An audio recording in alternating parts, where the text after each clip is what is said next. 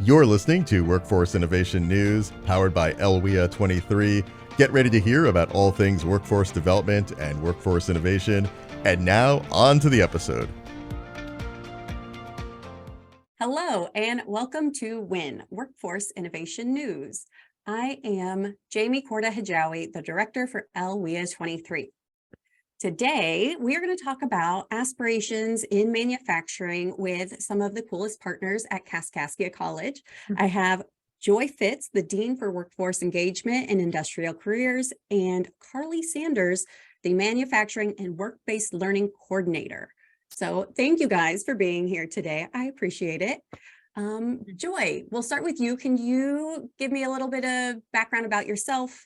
Make sure that I gave the correct title and what you do at Kaskaskia. Sure. Thank you, Jamie. Again, I want to thank you guys for hosting us today. We're excited to be here and talk about the AIM program. As you mentioned, my name is Joy Fitz. I am the Dean of Workforce Engagement and Industrial Careers at Kaskaskia College. My programs are primarily the industrial trades such as heating, ventilation, air conditioning, industrial technology, welding technology, carpentry occupations, residential, commercial, electricity. And a little bit about my background. I've worked in education for 10 years now, developing workforce programs. I've worked with apprenticeship training programs and industry partners in developing those training programs. So AIM is kind of a natural fit for us. When we were meeting with industry partners, we often heard the same things over and over again, that they need employees, they need bodies to fill these positions, and they were not getting the pool of applicants that they needed to fill the positions. And the applicants that they were getting, they didn't have any experience. So some of the students that were coming out of high school that were choosing to go to work instead of maybe go to college, they just didn't have that experience. Julie Overmark, who is our Vice President of Instructional Services, and I were sitting at a manufacturing roundtable discussion last summer. And as we were sitting there, we were hearing the same things over and over again. The need for employees, the need for students to have some type of career pathway once they were graduating from high school. And they just didn't have any experience. They didn't have any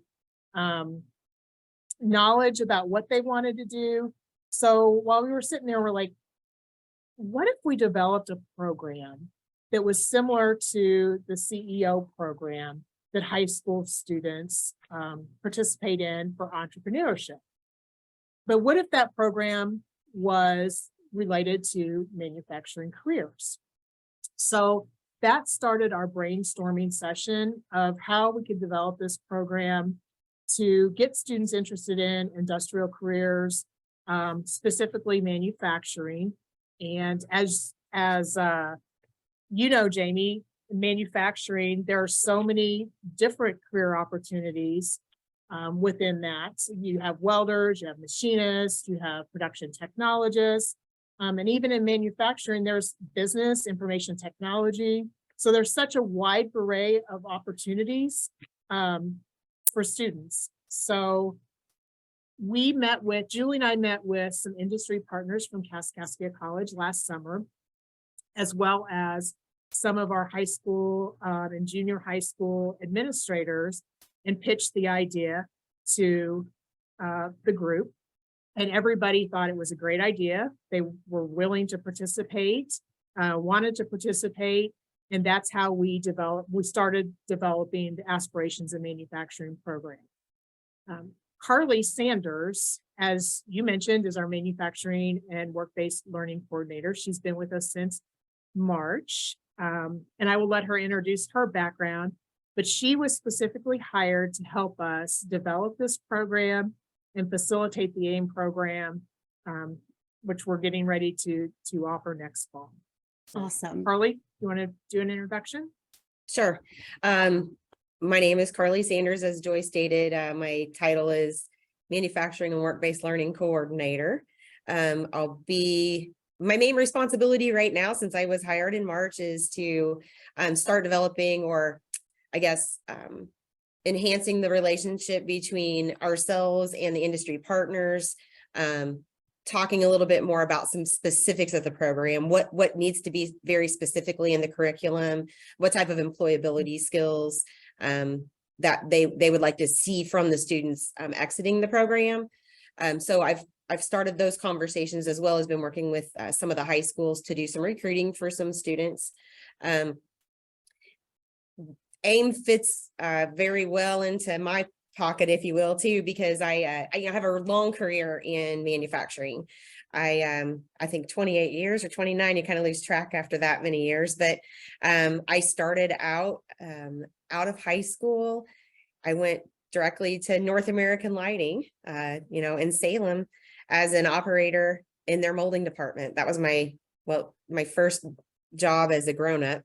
So did you know, going out of high school and looking at NAL, did you know that there were so many different positions there? Or did you really were you like everyone else and you just knew that there was, like, you work on the floor, or you're a supervisor, or maybe you get an office job there? Were you aware at graduation of all the opportunities? I think that's really a great question, because I'm trying to put on my 19-year-old brain, while I'm working on this project, because I had no idea what North American Lighting was when I got a job there, and just a little bit more, my mom was a nurse. I went to KC and took some nursing classes, because that's what I knew, and I started in the classes and they just weren't a good fit for me. And I'm like, well, I just need to get a full-time job and figure out what I'm going to do, with my life. And I went to job service. I don't even know if we still have job service, but at the time that's what it was called. And I went to job service and they said, well, we've got some open positions, fill out these 5 resumes, and North American Lighting is the one that called me back. I had no idea where I was going to work. I was just going to go get a good job. Which at the time was, I was working fast food at the time, and my pay was going to be 3 times the amount, I'm like, ooh, here we go. So yeah, no, I didn't know. I had no idea probably even really what manufacturing was, what they made there, and what type of possibilities were available. So I really am putting on that hat as I'm developing, some of the, especially the curriculum we're going to review in the first semester. What is manufacturing? How is it different from other industries? What is, for example, what does the organization at most manufacturers look like? Because it's very specific in manufacturing industries, and similar across many industries, and the different organizational, the different sub-organizational charts and how each of those business units works. I don't want to get so much into, the business side or the IT side or whatever, because with, this is intended to be a CTE type program, but to let them know that just because, this is your initial training going into this, you have many opportunities coming out on the other side. And I'm also a testimony to that too, right? Because I've been an engineer, I've been in production control, I have experience in the continuous improvement departments, I've been an operations manager. I just have a really diverse background. So, I can talk about it all knowledgeably, but also let them know that, just because you choose this career path, manufacturing, that is very much a quote unquote, if you will, position or career path, because it's very wide open. So, okay, you've hit on so many things, and I do think it adds this element of validity to the students when they are getting instruction from people with the real world experience that have had the career experience and on the job knowledge that they're looking to get. So I think it's more engaging that way too, and it sticks with them better and they take it more seriously. But yeah, I'm thinking back a few years ago, more than a few years ago now, when I entered the workforce, and just my idea, even what was presented to me from people who worked in manufacturing. My grandma, who had an office job in a manufacturing plant, will go work at the factory. You can work in the office after a couple of years. Like, there wasn't, even at that granular level, a lot of detail or conveying what exactly does it mean to work at the factory or at the plant or at the place. So I do think we should there's room for improvement in getting students aware of the opportunities and the variety that's available in manufacturing, and that it's not a dirty job. A lot of them are very clean. In fact, I've worked in labs before where they're super clean, and hygiene's incredibly important. But I think I might have missed it when Joy talked earlier. Is AIM a dual credit? It is a dual credit program. So these are high school students that are earning college credits, right? Yes, that's correct. So let me expand on the AIM program itself. So after we met with industry partners last summer, we thought we knew what industry partners wanted those entry-level skills to be, and we were really off base. So when they came back, they said, well, number one, it's employability skills, work ethic, personal ethic, being able to communicate, what does teamwork look like, critical thinking skills. And then they said, we really want students to have a broad overview of manufacturing processes and how a manufacturing company works. So the production planning, quality control, process improvement. I mean, it'd be great if they knew a little bit of welding and they knew a little bit about electricity and machining and maintenance of the equipment. But our main goal is to let students know what a manufacturing company does and how it operates. So when they are in those positions, they understand why their job affects other jobs in the company. And so we took a step back and looked at it and reviewed the curriculum with some of our industry partners and developed a one-year certificate. So students are going to get dual credit, dual enrollment. It's a dual enrollment program through Casey Now. Students will come to Kaskaskia College to take classes. And as I said, it's a year-long program. So the first semester, they're going to earn, I think it's 9 credit hours of credit, high school credit and college credit. And then the second semester, they will earn 6 credits, 6 or 7 credits, I believe, of college and high school credit. And those courses, there's 4 manufacturing technology courses that they will take. So they're going to take a manufacturing processes course. They'll take industrial safety, where they'll earn a 10-hour general OSHA industry card.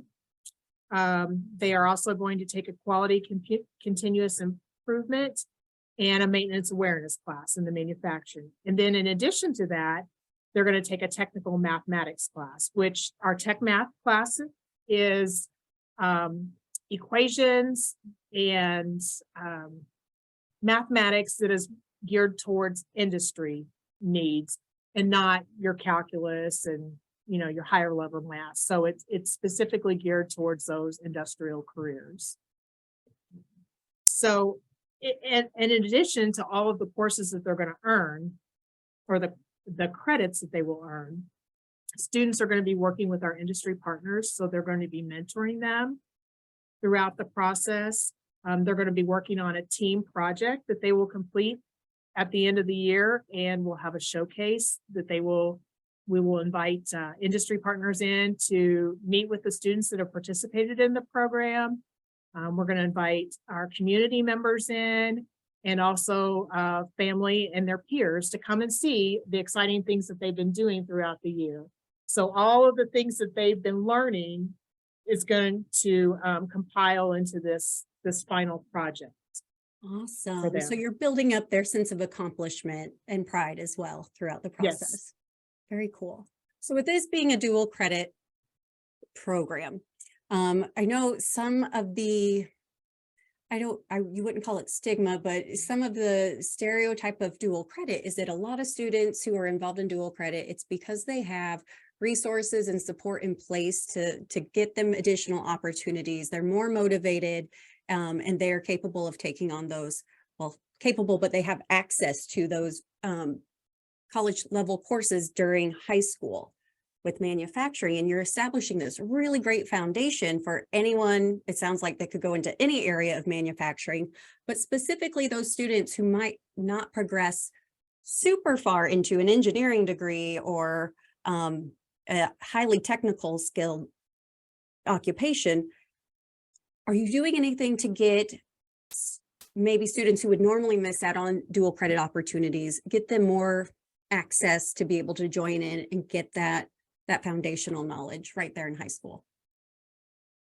So if I understand your question correctly, you're wanting to know what type of funding will support the students that normally don't have access to dual credit?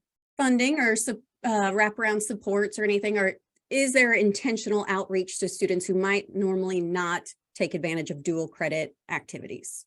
Yeah, yes, absolutely. So we had written a grant last year for it's through ICCB. It's the Innovative Bridge and Transitions Grant.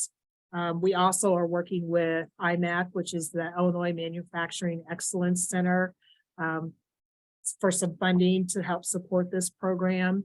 We presented it to them. Everybody was very excited about it. And so for the students, for the Innovative Bridge and Transition Grant, we really focused on our rural communities, like our smaller schools that don't have vocational programs in their high schools. And we have tuition assistance. Our Casey Now program is, because it's dual enrollment, students are required to pay half the tuition and their fees and their books. So with the Innovative Bridge and Transition Grant, that's going to help offset the cost of the tuition, fees, and books for those students that wouldn't normally be able to attend Kaskaskia College and pay for that. In addition, our foundation offers scholarships for financial need for students that are enrolled in Casey Now programs. So if a student wants to participate in the program and they aren't financially able to do it, we do have funding sources in place to help those students. Awesome. And is there like a minimum grade point average, or are there expectations and standards put into place to get students in and to keep them maintaining success throughout the whole year of classes? Yes, so our Casey Now students have the same support services that our regular Kaskaskia College students have. The wraparound services, they have tuition, or I'm sorry, not tuition. Tutor.com. Yes, tutor.com. Thank you, Carly. So they have tutor.com services available to them. So any services that are offered to our Kaskaskia College students, they have access to that as well. That sounds like you're really holistically supporting the student as they go through. So that's really good to hear that they have that investment in them and those motivators and encouragers around them to help them be successful. Now, those businesses that got together and are supporting the initiative and everything, are there any like employment contracts or rewards at the end? Are these students, when they complete, are they guaranteed a position? Or what does placement look like? So the goal with having the industry partners and the mentors is to kind of allow students to work with those industries so that it's kind of an ongoing interview process. At the end of the program, our employers will be looking at them for apprenticeship opportunities, and employment in the fields that we were in, the occupations that they have available. So yeah. And my goal, to then follow up on what Joy just said, my goal is that, being in manufacturing and operations for as long as I was, and being the receiver of new employees, all of the things that we would have to spend the first 3 months, teaching some of those basics. My goal is they leave this program with that toolbox. So they're the obvious choice at any of the industry partners that we have. So while it may not be what we say, what you asked if it was guaranteed employment, while it may not be that, they, I'd like to almost get us to the point where we think that's where this can progress to, because they're so well trained and have so many of those employability skills that Joy talked about, that they already possess those. So they're the obvious first choice. Awesome. So while there's not necessarily a formalized agreement in place, you're making sure that you have those students getting the most competitive skills in the job market for those occupations. And you're making those connections early on with the employer. So they already got the in, and then they have support and references from you and your team there. So they are almost shoo-ins. So that sounds pretty good to me, that you're building a talent pipeline right there from high school to the manufacturers, and providing opportunities to students who might not normally take advantage of some of these opportunities, or might not be aware of them. So I think that's really cool. When does AIM start? Are you guys already got a cohort going, or is that coming up? So we have applications out to the high schools. Our students, we've had several applicants already for the program. Our goal is to have 15 students in our first cohort, which begins in August. It aligns with our traditional semester. So I believe it's the second week of August when our classes start. That's when our first cohort will start. But students, we're continuing to take applications, and we don't want to turn away students that are truly interested in this opportunity.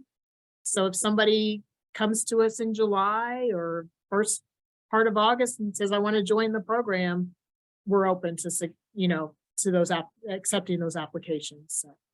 Awesome. Can they start mid-year, like at the beginning of the January spring semester for colleges, but mid-year for high school? We really have designed the program to be a year-long program because it progresses on the skills that they're learning. And for them to come in mid-year, it would be difficult for them to catch up at that point.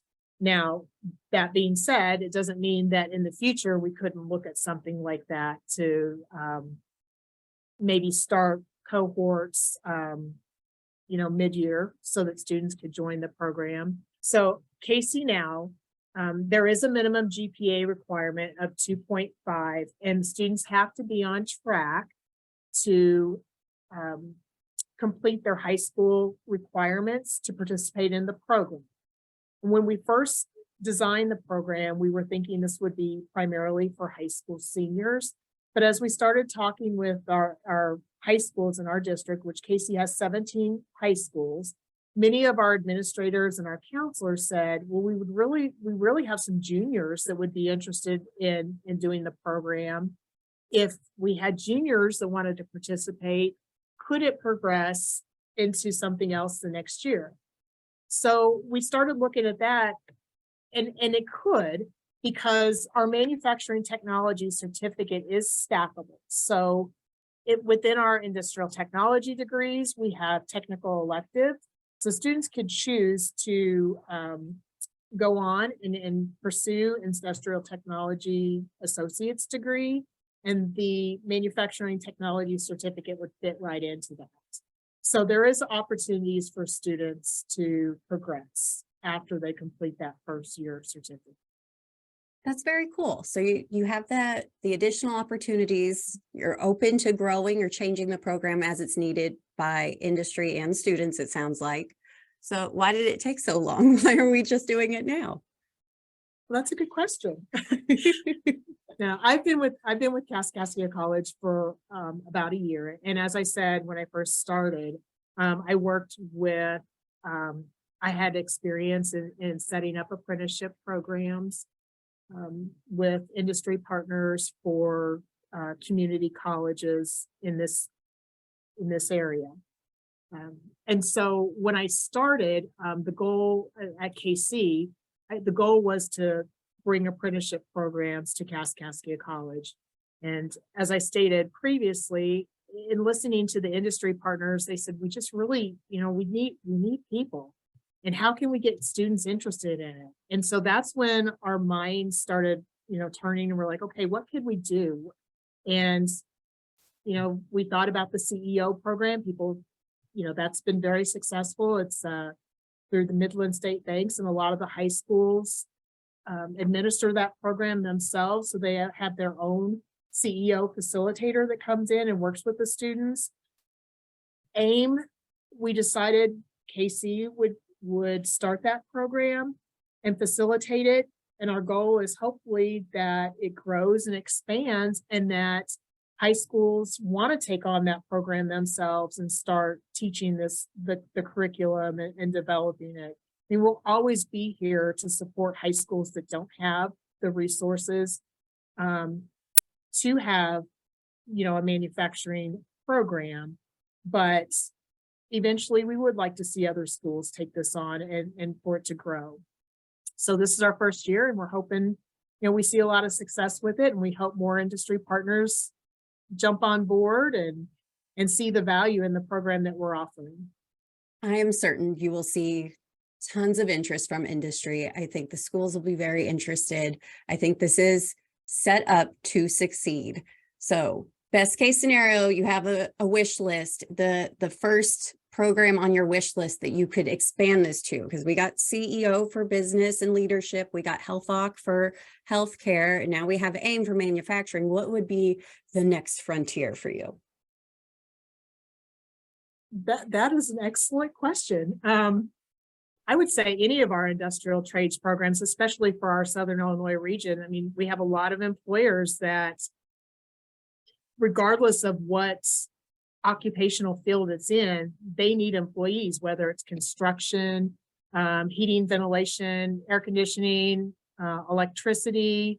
There's need for employees. So to expand this program to other areas would be fantastic, because I think it just creates that pipeline of students and skilled, our skilled workforce. And it helps to not only, it not only helps our employers find the employees, but it benefits our overall economy and our growth here in Southern Illinois. And that's really what we're trying to do, Definitely. Yes. It all comes back to quality of life. Carly, with your background in manufacturing, but now coming and seeing things from an educational point of view, what would the top of your wish list be for replicating it in a different sector or industry? Really kind of along the same lines as what Joy talked about, but I think that we have, trades are a little bit different than traditional engineering. So I think engineering is really kind of a frontier that we could start tackling a little bit earlier in the high school realm, and home grow some engineers, because I do know that a lot of our industry partners, and I've experienced it myself, when you hire from outside of the region, you tend to have a lot more turnover than if you're hiring somebody that was, born and raised in our local area, that, love where they live and love to be, around their families and all of that stuff. So I think that, some of those, again, it's on the technical side, but I think engineering would probably be something on the top of my wish list, which AIM progresses directly to someday, hopefully anyway. Very cool. All right. So any parting thoughts that you have that you want listeners to know about AIM, or where they need to go to find out more information or to get their students signed up for it? I would say parting thoughts. If you're an industry partner, if you're a parent, if you're a high school student and you want more information, contact us, contact Carly, contact me. We would be happy to talk with you about the program. I feel like this is a really great program for our high schools. And Carly, I tell you what, we've got one of the best with Carly. She's a real go-getter, and she's got years of experience in manufacturing. And I think students are going to love them. And I can't wait to start our first program and see the successes that we have with this program, and hopefully be able to replicate it to other community colleges, to other high schools.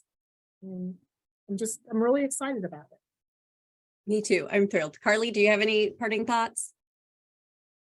Thank you, Joy.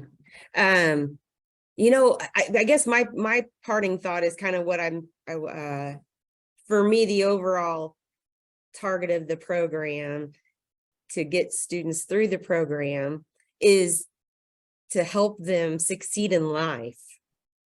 Right. And there are so many career opportunities and good paying jobs out there in manufacturing that I think probably a lot of the students, maybe even some of the parents don't even know what is out there and available. So I think that, I really have a passion for human resource development, and I really I really look forward to working with the kids, and it's to see them grow and become successful and have good careers and, be able to take care of their families and, all this. That's the whole reason for all this stuff. So that's really what I'm looking forward to most, and why I hope that more of the parents and industry partners and the schools really take a close look at the program, because it's going to employ a lot of the people in our area, either at the end of this, not just the program, but a lot of the people that are going through their high schools are going to end up working at these places anyway. So let's help them be the best prepared they can be. I love it. And I think that's exactly why this is going to be successful. You guys you're bought into it. You are supporting the student. You are seeing their value as a human and wanting to make their lives better, and thus the quality of life in the communities better. And yes, the need's there, but the passion is there too. And that's what's going to keep it going. So I'm very excited. I love hearing about it. And I'm glad that I got some inside scoop, and definitely will do everything I can to help industries in your area jump on board and hire some of those students for sure. So thank you guys so much. I appreciate your time. And with that, we'll wrap up. See you later. Thank you, Jamie. Thanks. You've been listening to Workforce Innovation News powered by LWIA 23.